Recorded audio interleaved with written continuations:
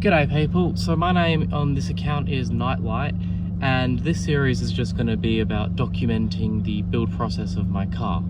So my car is a year 2000 Mitsubishi Mirage. It has the 1.5 litre engine, the 4G15, which makes about 94.5 horsepower, if I remember correctly from the Wikipedia page about it. That said though, it's a 25-year-old car, so as we can all imagine, it's definitely lost some power over the years, be that due to the aging of components or mistreatment of the car by previous owners, and most definitely me.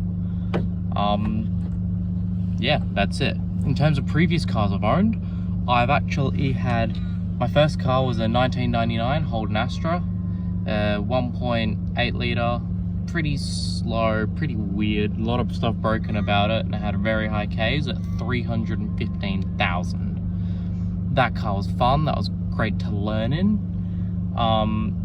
But still on my L's, I actually moved on to a 2002 Subaru Liberty. So if you hadn't guessed by the fact that I said L's, I am from Western Australia, and that's the system we have for our licenses.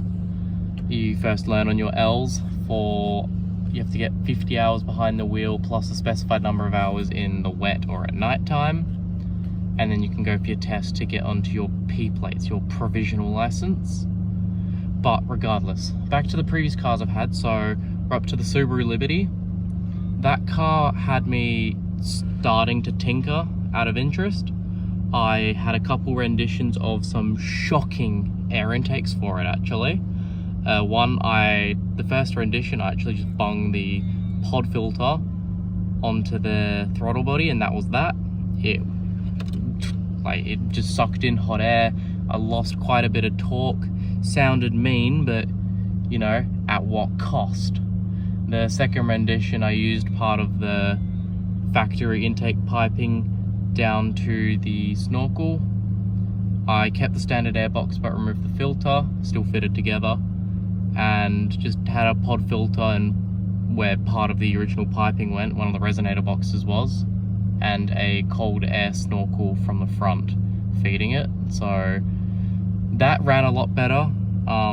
Wasn't any faster than stock, but it definitely sounded the part, which is what I wanted. You know, cheap mods, wanted to sound cool, just enjoying learning about how things changed, how the car worked. Then I put a catback exhaust on that with a Canon because it's a Subaru. Sounded wicked, wasn't too loud, wasn't farty. It was a really good system done up by Mettens Mufflers in Morley. They're who I trust if I'm getting an exhaust made instead of just fitting one, because unfortunately I haven't ever been able to have a go behind a welder, so I don't know if I'm any good at it, and definitely don't have the money to buy one right now. I can solder, but I don't have any equipment for it. But anything that's bolt on I can do myself. I'm handy with a socket set and screwdrivers and the like. I pull stuff apart in my free time to find out how it works. So after the Subaru Liberty, I had a year 2000 Toyota Celica, the 7th generation, with a 2ZZGE 1.8 litre engine that made 182 horsepower. That thing was amazing. But that was my worst decision of a car. It was my most expensive one. I think I paid $3.5 grand, discounted from $5.5 because I had to replace the clutch. But that had 335,000 Ks, and yeah, it ran so well, I actually suspected it might have been rebuilt at some point. But about, I think 2-3 months later, it gave up on me when I revved for an old guy. You know, rare event, old man appreciates loud car. And yeah, that just gave up. The lost compression in 3 cylinders. We all know how that story ends. The cost to replace the engine was humongous because that engine is it was impossible to get here in the West Coast and Eastern States. To import one and get it put in was still like 10 grand. Legally, I wasn't able to put in the 1ZZ FE engine, which would have lost me 40 horsepower, but would have kept the car running, which is, you know, pretty neat. So yeah, that died, but that was my best ever car. I've driven a lot of cars. All my mates know how like stupid obsessed I am with cars and whatnot. So, you know, they've let me drive all their new cars and the sort. So moving on from that, the current car I'm in is the Mitsubishi Mirage, makes bugger all horsepower. So I have loved just pulling bits apart on this car, to be honest, and putting them back together, just seeing how things work, how aftermarket parts will fit when I buy them. Yeah, because it's just what I'm interested in. So in terms of work done so far, it is nothing major. I've not had the car for that long, or maybe a month at most. I have bought an enclosed pod filter off of Marketplace and installed that basically in place of where the airbox was on this car. The induction noise on these engines honestly is just ridiculous.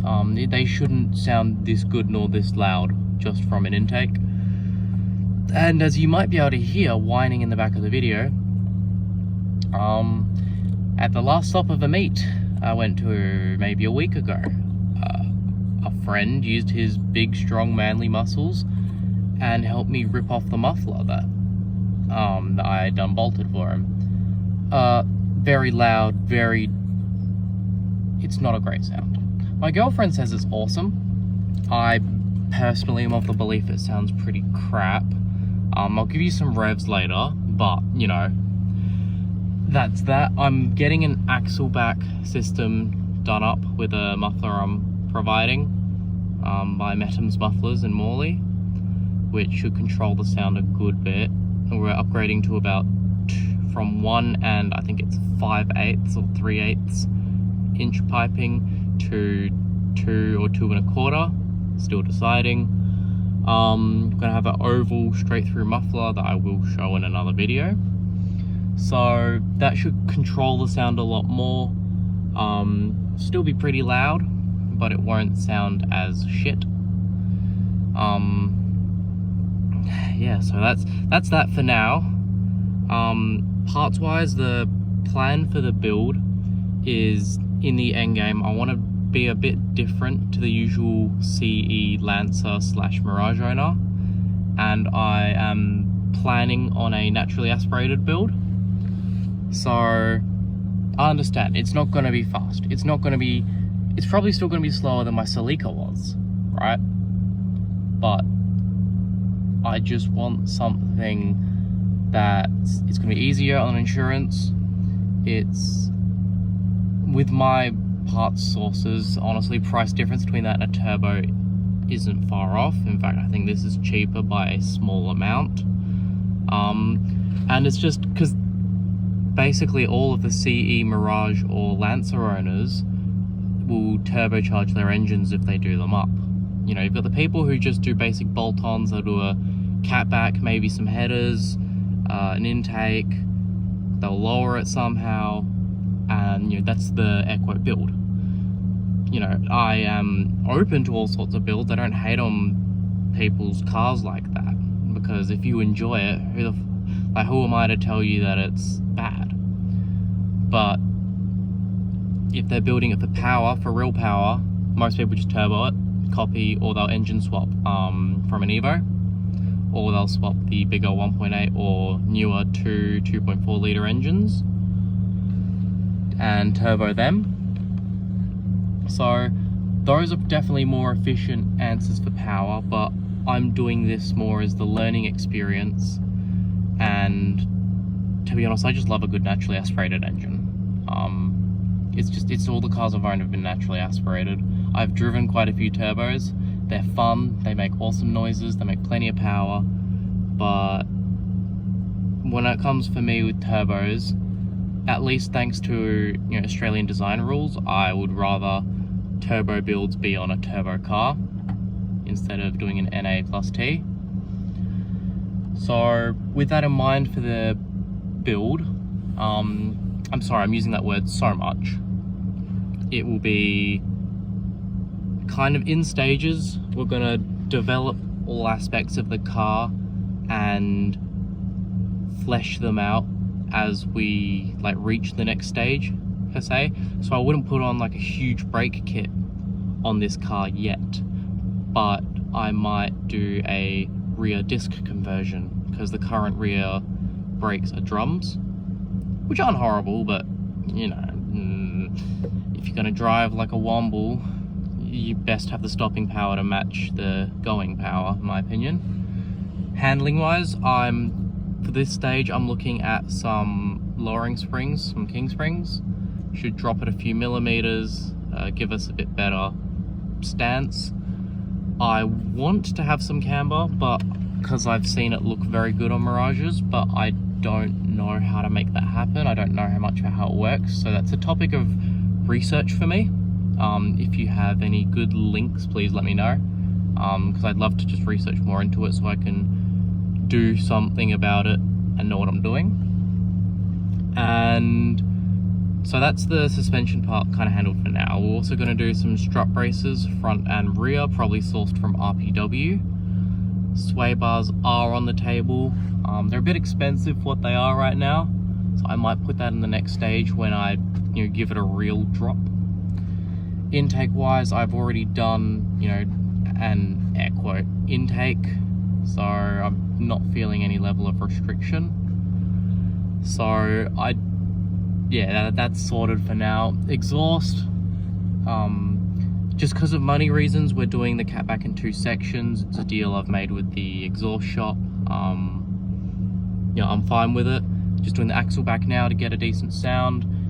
Catback because it's just part of the process to remove restrictions and will sound good. I do have a resonator sitting around that we might be putting in the mid-pipe part of it if the sound without it is not looking great. If we think we need a little bit more rasp control, we'll put that resonator in to smooth it out. Because I'm looking for a good sound. It doesn't have to be crazy loud. I don't need that, even though this car is. Look, it is crazy loud for a 1.5 litre, but in the grand scheme of cars in the land of V8 Commodores and Barras, it's pretty middling. So that's most of the work for the current stage. We also have headers are a possibility. They're fairly affordable to source from RPW. However, my current thoughts on that topic are that one of the plans for this is a dual overhead cam conversion, because it is conducive to making more power out of any mod you do.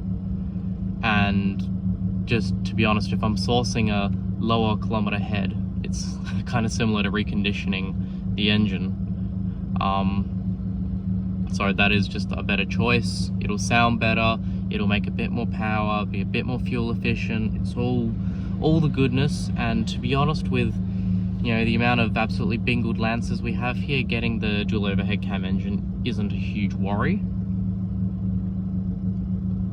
Sorry, just had to have a drink.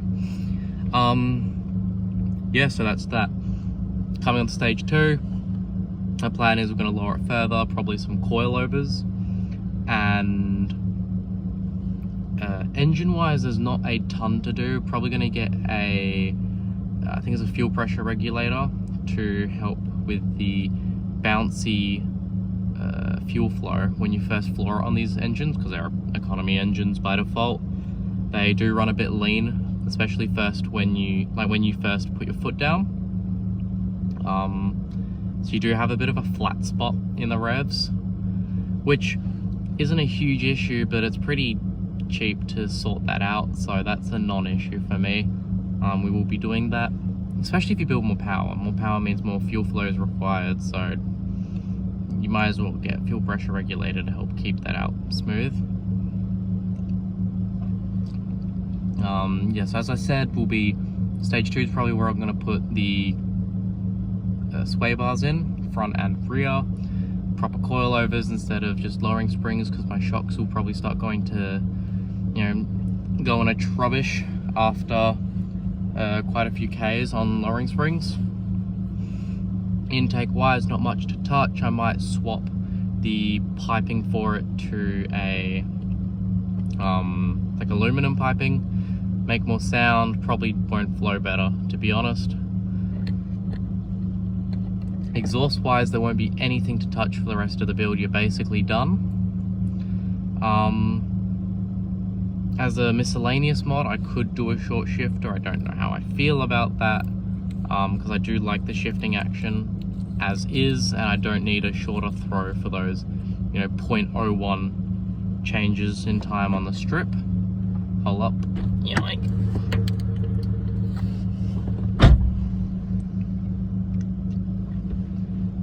So again, that's that. The final stage doesn't have that much to it, so I'm gonna get a performance intake manifold with ram tubes in it. It's a bit more bored out and a bit more direct shape than the manifold I'll be running at the time, which will be that off of the dual overhead cam head. I get a choice. I can go ITBs, I can go, which negates the manifold, go ITBs, which I don't think I'll do, because they're a lot harder to get engineered. I can go a big single throttle body, which is the cheapest option and the easiest option to make work, or you can go dual throttle body conversion. You run 2 larger throttle bodies. Usually they split the intake manifold into 2, so you just get one huge flow of air for each pair of cylinders, which should work well. And yeah, so that's not bad options. The turbo kit is another option, but I'm not planning on doing it, as said before. I think looking at parts and power provided and whatnot, and the paltry base engine we're working with, in full build of naturally aspirated spec, would be looking at about 155 horsepower. Again, not much, even on such a light chassis such as this, but it'll handle like it's on rails. It's my own build, it'll sound nice, it'll look nice, all the things I want. I don't have high requirements for these things. I'm not looking at building a street king that'll mop the floor with exotics. It's just not my deal. So to stop wasting your time, I'm going to pop the bonnet, and I'm going to bring the phone out, and I'll just show you a little bit of the sounds we're getting. You won't be able to hear the induction at all. You will not. I'll show you, just move the camera around and show you a bit more about the car now. So, first of all, on the dash, we have cosmetic bits. Yeah, little guy, Hangyoton, stickers, plushies. That is just me and my girlfriend's thing. We like that. We have a 5-speed shifter. I'm thinking of swapping out the shift knob. We'll do it at some point. I found some fella on Marketplace actually, who turns like cans into shifters. I think it's a timber lining on the inside and then silicone surround on the inside of the can to make it firm, so you don't just crumple the can in your hand. We have groceries and crap. Oh yeah, sorry the car is so dirty. Big mess last night, bringing people around, including a girlfriend blowing off party poppers in the car, but she'll be helping me clean it anyways, so non-issue. Have the dash, my 196,000 Ks. You may notice the poverty spec comes without a tachometer. That is fine. Look at engine temp, it's been running for ages, but it sits about there even during the hottest of drives, to be honest. Like even just blasting it along, it never ever overheats. So let's just come around to the front.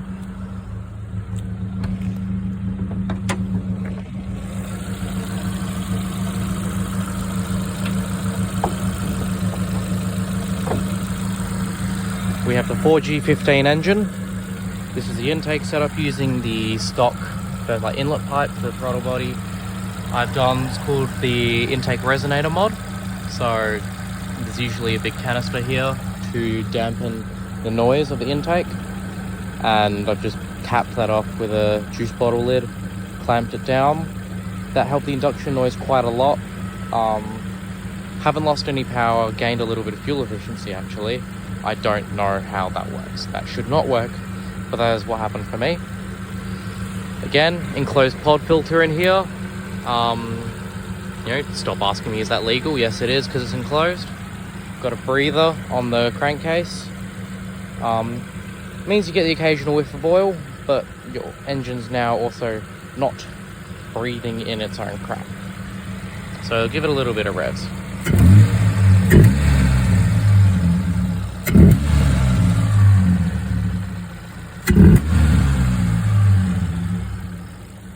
So that's all well and dandy. You probably heard the exhaust through that actually as well, nice and deep. You're not going to be able to hear much down here, but you'll all hear the exhaust.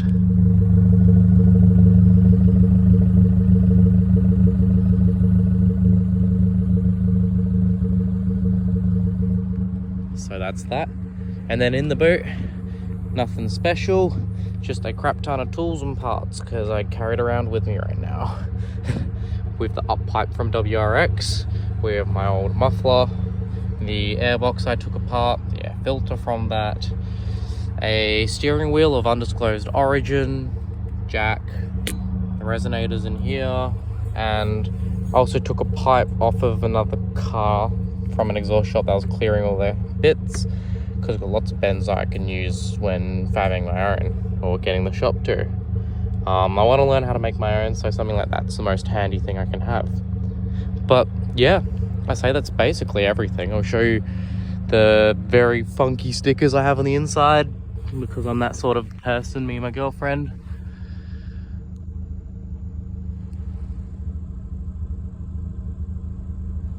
Some people, that's not their thing. For me, it is. I go to conventions and whatnot, I like it. It's whatever, to be honest. But yeah, so that's kind of the finish of the journey for now. I will be posting as I get the axle back done, a before and after, and a little bit of conversation. If you're still watching, thank you very much for your time and attention. It's awesome. Have a good one.